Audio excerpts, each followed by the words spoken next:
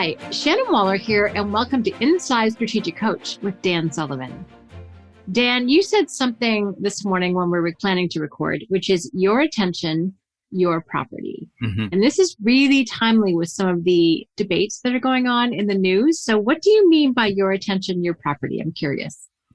Well, as I understand brain research, I'm not educated in any particular psychological practice or anything, but I've been a coach for close to 50 years with entrepreneurs, and I've put in 3/4 of a century in actual life. And I notice that people really vary in terms of giving you their attention or not giving you their attention. I think our favorite people in life are the people that when they're talking to them, they have their attention on us. I think it's reciprocal that they're giving their attention to us because we, in fact, are giving our attention to them.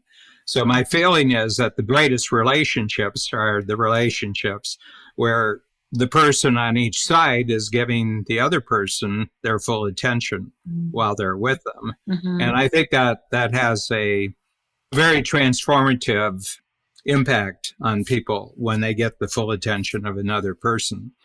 You know, my early childhood was the 1940s, so I never really saw television until I was about 8 or 9 years old, but I would listen to radio.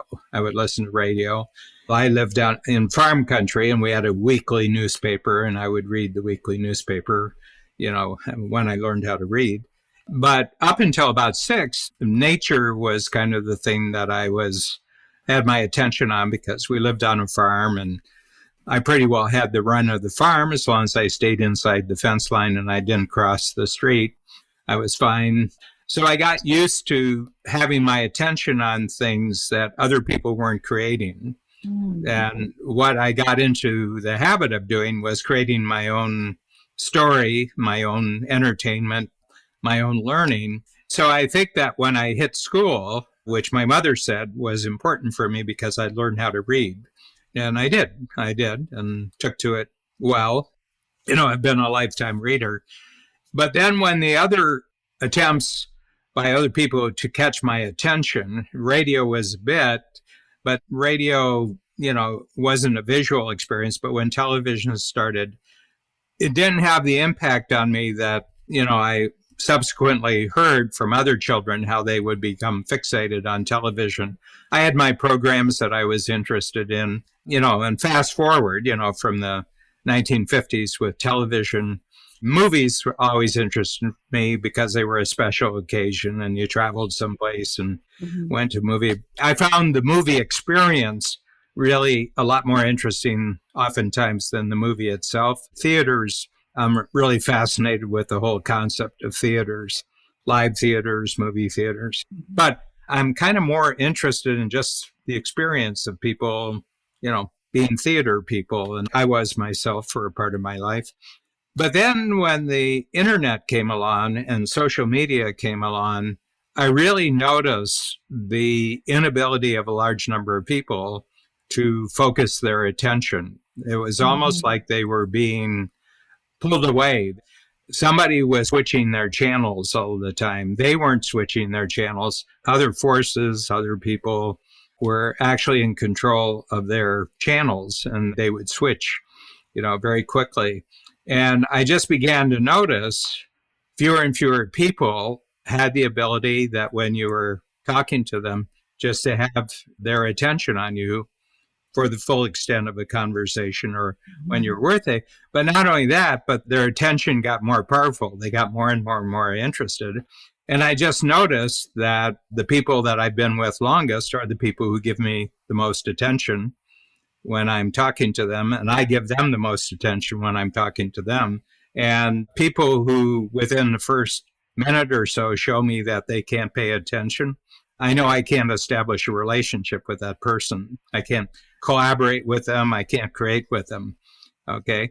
So I've just noticed that this thing of attention, and the interesting thing is that the human brain can only focus on one thing at a time. We're single focus thinkers, and that's the strength, but it's also the way, if you don't have power over that, of being able to focus your attention, it's a great liability. Dan, I think that's a really kind of impactful statement. No attention equals no relationship. People that we struggle with, or sometimes even our partners, like when they're not paying attention, we feel like the relationship isn't there. You've noticed that obviously with clients. So that's a very insightful. Well, and personal too. Yeah. But it's become a big issue as social media has gotten more powerful. So my sense is that there's a big showdown in the future about what other people can do with your attention. Okay. I'm very interested in how societies develop, especially the politics of society. And I know that the most important political, social, and economic issues of the next 15, 20 years, certainly in the United States, Canada, the United Kingdom, where we have our business, is that this is going to be a big issue about what other people can do with your attention. And there's court cases, there's big court cases like Supreme Court cases, there's legislative, there's going to be laws enacted. So I have a concept which says that here's a fundamental truth: your attention, your property. So that if someone uses my attention and they make money using my attention, they've got to give me some of the money. Nice. Now, here's the thing. My feeling is that basic property law applies here. Okay. But the trick here, Shannon, and I just want you to tell me what you think about that. It isn't your property if you don't think it's your property. I would 100% agree that that's true.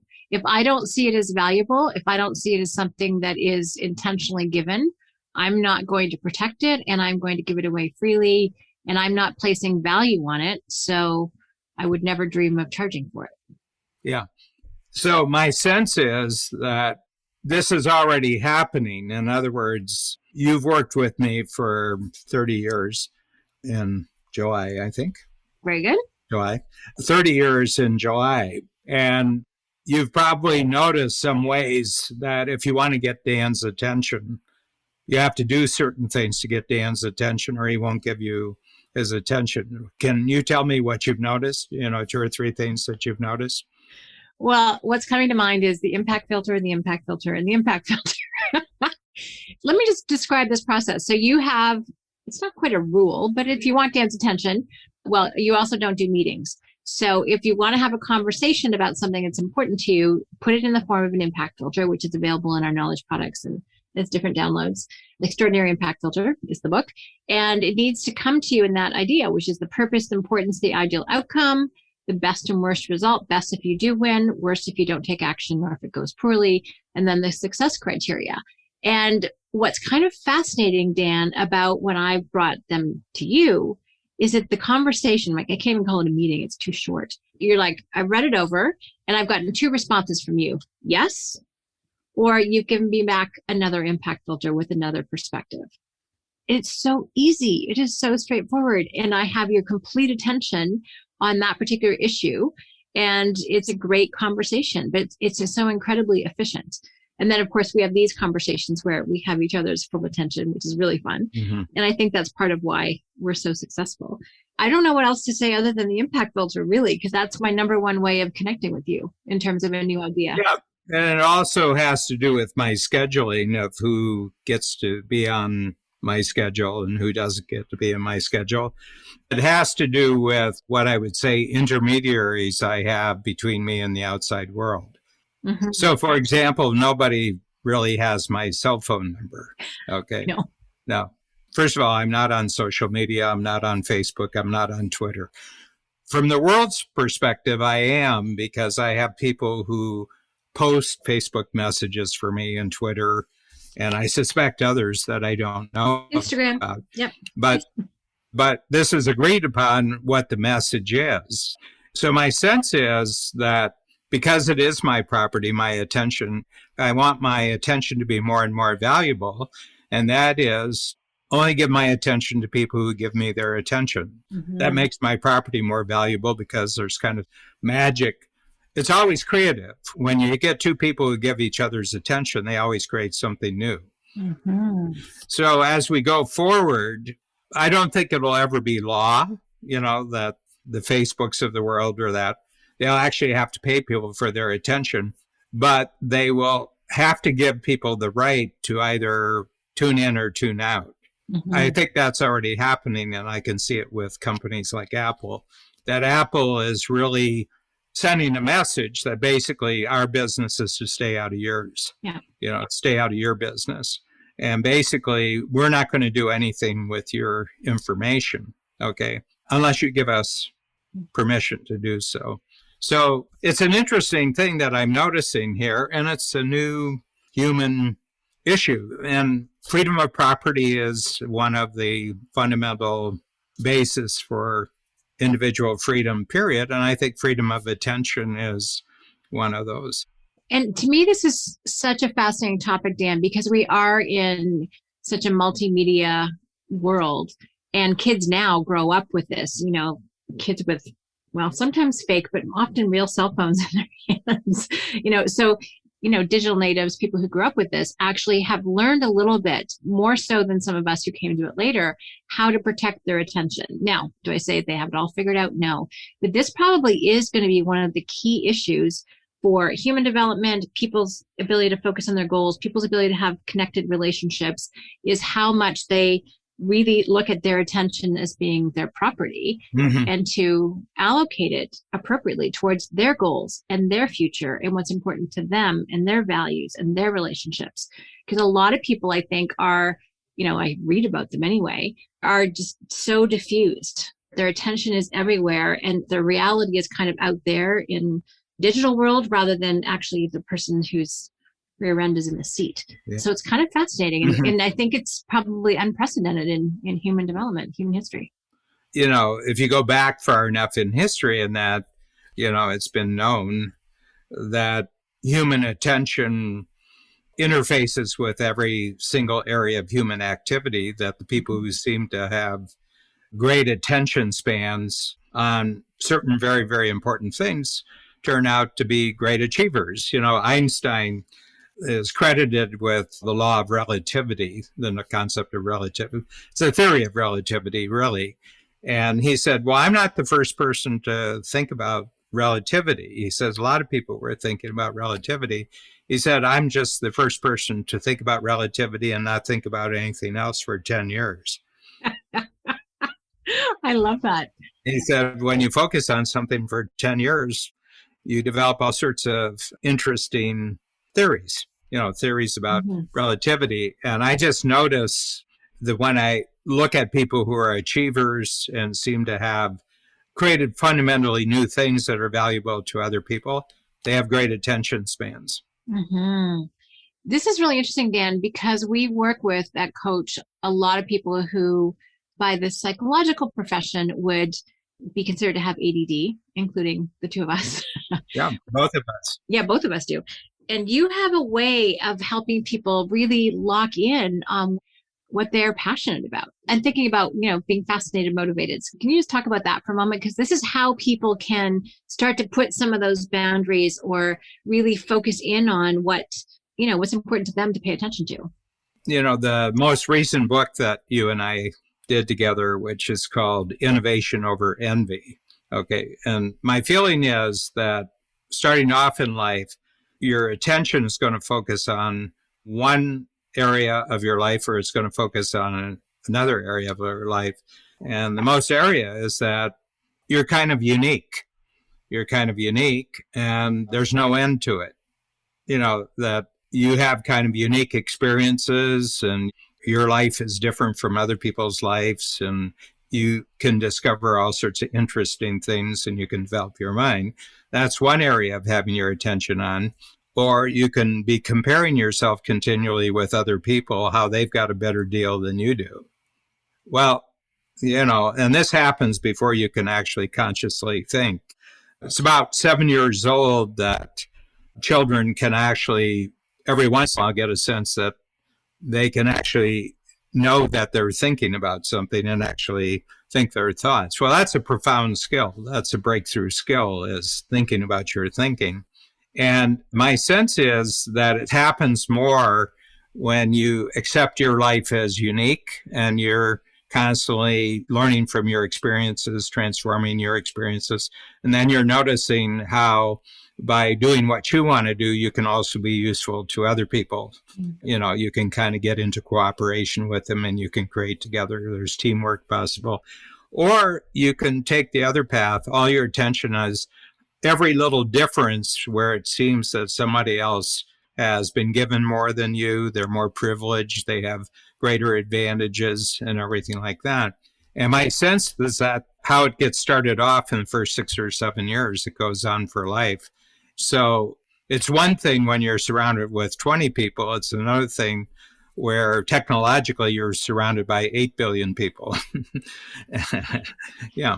So the whole thing is that we're just learning how to take ownership for this thing that we call our attention. I think we're just at the very beginning stages, you know, as human beings, that we're starting to say, you know, actually what I pay attention to for as much as my life that I can, where it's intentional, that's going to be really good for me. This is really interesting, Dan.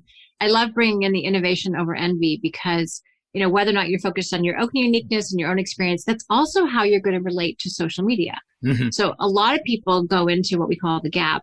You know, they're comparing themselves as a source of envy. Oh, everyone else's Facebook post or Instagrams are beautiful. And, you know, there's whole influencer careers that are based on how people look versus any kind of substance.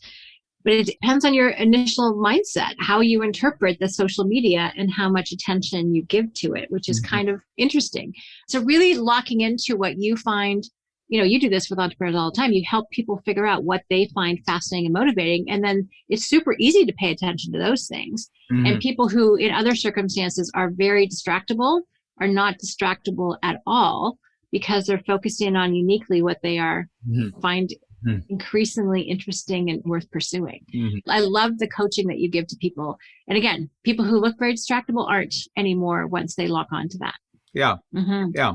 Coming to grips with this starts by us being truly alone with ourselves. Right. Okay. And a lot of people hate that. They hate being alone with themselves. But the more that that can become a positive thing, I think the more you'll give your attention to the right things that are beneficial for you and very useful for other people for your whole life. Dan, it strikes me again, you spent a lot of time alone as a kid, and then you intentionally think about your own thinking, in particular using our tools. So Impact Filter is one. And by the way, if anyone wants to jump in and grab that tool for themselves and be like Dan, go to freetoolkit.coach. And that's where the Impact Filter is, some of our other great thinking tools. But you're alone and you think about your own thoughts and put it into our amazing thinking processes, which you've created. And that really helps you get super clear, intentional on what is worth your attention. So that is, to my mind, a way where you can make your attention your property. Would you agree? Yeah. You know, it's a never-ending process. It's not like you're going to get a deed. It's just, I can see that it's a huge issue now that the entire planet is potentially interconnected technologically. That this issue of, you know, who owns your attention, I think is just a fundamental issue going forward. Yes. Pay attention and be conscious and don't give it away unintentionally. Appreciate that. Dan, thank you. Thank you.